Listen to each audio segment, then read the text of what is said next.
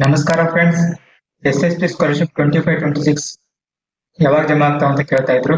ನೋಡಿ friends, already ಜಮಾ ಆಗಕ್ಕೆ ಸ್ಟಾರ್ಟ್ ಆಗಿದ್ದಾವೆ.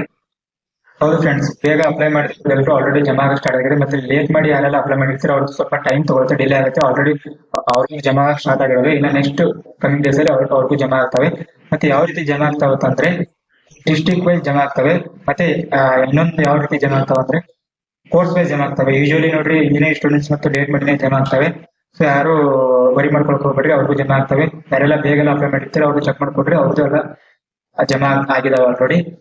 ಮತ್ತೆ ಬೇರೆ ಕೋರ್ಸಸ್ ಲೈಕ್ BBA BCom ಎಲ್ಲ ಇರ್ತಾರಲ್ಲ ಅವ್ರಿಗೂ ಆಲ್ರೆಡಿ ಜಮಾ ಸ್ಟಾರ್ಟ್ ಆಗಿದೆ. ಯಾರ್ಯಾರು ಜಮಾ ಆಗಿಲ್ಲ ಒಂದ್ಸಲ ಚೆಕ್ ಮಾಡ್ಕೊಡ್ರಿ. ಆಧಾರ್ ಸೀಡಿಂಗ್ ಮತ್ತೆ ಪೋಸ್ಟ್ ಡೆಬಿಟ್ ಎಲ್ಲ ಎಷ್ಟಾಗಿದೆ ಇಲ್ಲ ಅಂತ ಚೆಕ್ ಮಾಡ್ಕೊಳ್ಳಿ.